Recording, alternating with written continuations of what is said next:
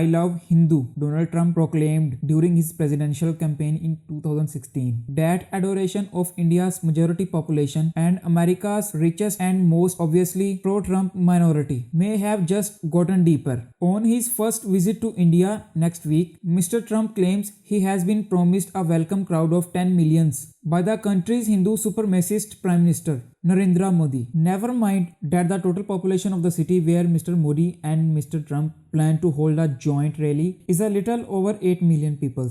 Last September, at a rock concert-like rally at a Hudson football stadium, Mr. Modi and Mr. Trump walked hand in hand, the two stocky strongmen looking like brothers in arms. Certainly, nowhere in the world can Mr. Trump encounter a profounder fraternal spirit than among India's present rulers. India under them fulfills to a startling degree the American president's fantasy of what the United States should be, a country gravely surrendering its tradition of law and decency before a perpetually inflamed and ham-handed autocrat. Mr. Trump has controversially pardoned some white-collar criminals, including Michael Milken, and might extend clemency to Roger Stone. He can only invite a culture of impunity in India. Charges of murder and kidnapping have long pursued Amit Shah, Mr. Modi's closest confidant and India's Home Minister. But the judge in his case mysteriously died soon after Mr. Modi became Prime Minister in 2014, and the next judge swiftly acquitted Mr. Shah. Mr. Trump has been forced to bypass Congress to push his measures against immigrants and Muslims, denouncing Muslim immigrants as termites. Mr. Shah has pushed comprehensive law against Muslims immigrants through the Indian Parliament and with equal broken up the only Muslim majority status in India. Much outrage in America has correctly focused on the Trump administration's cruel separation of children from their parents at detention centers. It has been barely noticed in India that Mr. Modi government has illegally detained numerous children in the Valley of Kashmir, now in the midst of an endless crackdown. Mr. Trump can expect some pushback from even his regular muse, Fox News. Mr. Modi can rely on uninterrupted sycophancy from almost all of India's major television channels and newspapers. Modi today's broadcast uncritically, among other things, the falsehood that Indian fighter jets bombed and killed major terrorists in Pakistan. Whereas Mr. Trump can claim few real fans in Hollywood Bollywood stars jostle to fix their extra wide grins into Modi's selfies. India today, with its groveling political and cultural elite, is Mr. Trump's deepest fantasy. Flawlessly realized, a democracy once identified with great names such as Mohandas Gandhi has degenerated into Trumpland. To understand how this catastrophe occurred, one would have to examine how the border culture of insatiable greed and competitive vanity that Mr. Trump embodies took hold in India. President Trump and Trumpism are manifestly a culmination of some of the worst tendencies in America. In American society and culture in the 1980s and 90s, the feverish worship of power, success and fame, it is not often recognized that Mr. Modi and Hindu supremacism are the upshot in the same era of ruthless pursuit of wealth and power, and a widespread rejection of values long central to Indian society. The leaders of India's anti-imperialistic struggle, most prominently Gandhi, had a famously low opinion of the profit seekers and private wealth creators who had come to dominate and degrade much of the world's population. Accordingly, the proclaimed, if not always observed, ethos of post-colonial India was of self-restraint, frugality and collective welfare. One sign of this high-mindedness was that popular cinema as well as political speeches and programs on state television attended closely to the fate of the rural poor. A majority of the Indian population and the tiny majority of the rich tactfully kept their lifestyle out of sight. After visiting the United States in the 1960s, and the Indian novelist R.K. Narayan wrote in highly idealized but not wholly inaccurate terms of the fundamentally opposed Indian and American conceptions of the good life, contentment in assurity versus limitless pursuit of prosperity. By the 1990s, however, ideas and worldviews from elsewhere, especially the get-rich-quick mentality personified by Michael Milken and Donald Trump, were radically altering the private and public cultures of India. We remember that the most popular way then to describe differences between successful America and striving India was to lament that Indians lack a killer instinct as well as strong leader. India also appeared to many to have become soft state. People crippled by the philosophical baggage of its founders, unable to keep minorities in their place and embrace the bonanza of the free market, and incapable too of the amoral hard-headedness to realize its density as a great power, one that is as feared and respected as the United States. Traveling across India for a book on small towns 3 years after India's economic liberalization started in 1991, I was astonished by how quickly self-perceptions were changing among many middle class and upper class Indians. Most Indians were still struggling then, as they are now, for basic goods such as food, clean drinking water, toilet, jobs and livable homes. But the largely upper caste beneficiaries of liberalization proclaimed their distance from such losers. Their new India was premised on the assumption that super achieving and high consuming Hindus under a strong leader will forge a country that knows how to defend its borders, to vanquish internal and external enemies and to liquidate termites. Nations of broader uplift and protecting the poor were being stigmatized as the hopeless obsessions of the deluded lefties. A cozy Trumpian worldview was emerging in which society appeared a mere sum of self-aggrandizing individuals looked in fiercely zero-sum competition with one another, with winners as well as losers wrecked by fear, distrust and envy. The Hindu supremacists had already unleashed a stunning successful politics of hatred in 1992 after having promised to wage a peaceful campaign.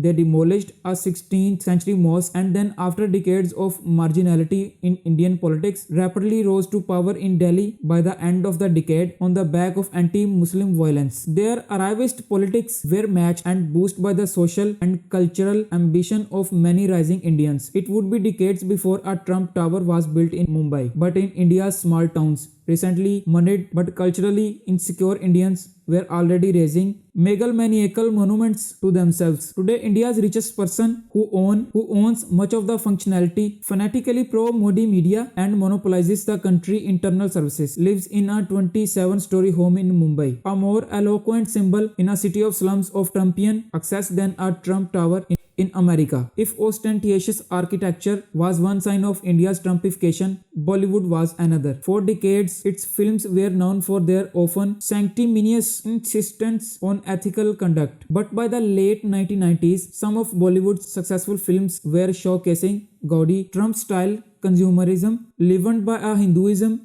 in which women always knew their place. The new privately owned media further opened up possibilities of principle-free existence by lavish detailing the lifestyle of the rich, famous and obviously corrupt. The eventual beneficiary of this revolution, as much moral and cultural as political, were Hindu supremacists. They conducted nuclear tests in 1998 and then threatened Pakistan with all-out war in December 2001 after a terrorist attack on the Indian Parliament that some have suggested could have been as a false flag operation by India's security agencies. The following year, Mr. Modi set a new benchmark for the killer instinct by presiding over as Chief Minister of the state of Gujarat, a pogrom that killed hundreds of Muslims and rendered homeless countless more. Condemnations, including from United States, which denied him a visa, were soon followed by full-throated endorsements by India's biggest businessman of Mr. Modi as a leader who gets things done, for the biggest businessman at least. It is clearer today that India's quest for the killer's instinct has climaxed with actual killers in high office. It is also planned that a structurally flawed and now swiftly failing economy cannot create the millions of jobs needed annually for India's overwhelmingly youthful population and can only further concentrate financial and cultural capital on top of a 27-story private residence in Mumbai. Presiding over an unequal and unjust society, Mr. Modi and his toadies work harder to channel India's enormous reserves of anger and frustration against the weak and their liberal and leftist defenders in the process. They betrayed themselves as Mr. Trump true soulmates. Much guff will be broadcast in the coming days about the shared values of the world's largest democracy, but the most significant values that India and United States share today are those of Mr. Trump and Mr. Modi, charlatans who succeed initially but then failing objectively at everything retreat into resentful lies and bellicose bluster. The new India, much more than the United States, is now Mr. Trump's spiritual home, and the president would for once attest to a genuine emotion when imagining himself cheered by 10 million Hindus. He tells himself that he really loves Hindu.